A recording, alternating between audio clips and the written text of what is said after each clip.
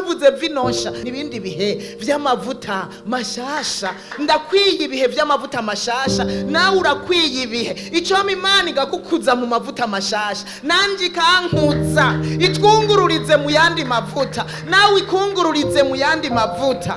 Haleluya! Ibihe vy'ikanguro tubibemwo, tubikandagiremwo ayo mavuta agwiriye muri twebwe. Abaririmbyi akabuzura, abongera akatwuzura, ishengero ryose umuntu wese akarondera ayo mavuta. Nta kabuza ibihe vy'ikanguro biraba muri twebwe. Haleluya! Hanyuma bavuge ngo mu Burundi bavuge ngo hari ikiriko kiraba.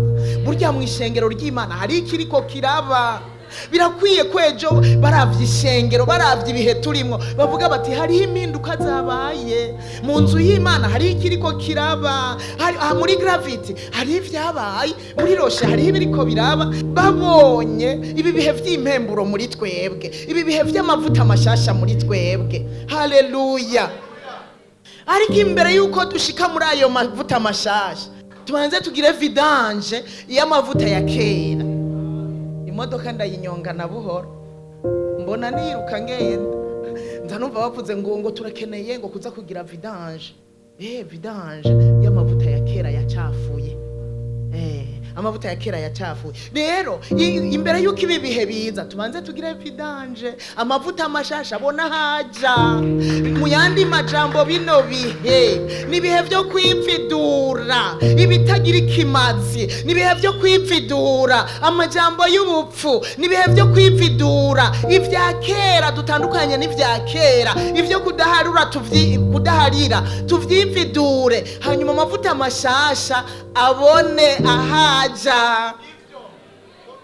Ego, je numvise iyi vinosha, mbona amavuta mashasha ukeneye nanje nkeneye. Haleluya!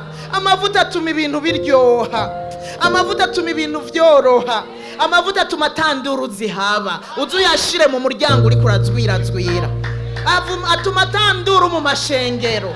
Amavuta nta nduru uzotera ku kazi amavuta yagwiriye. Oya uzogenda wiyengenga ko amavuta yuzuye.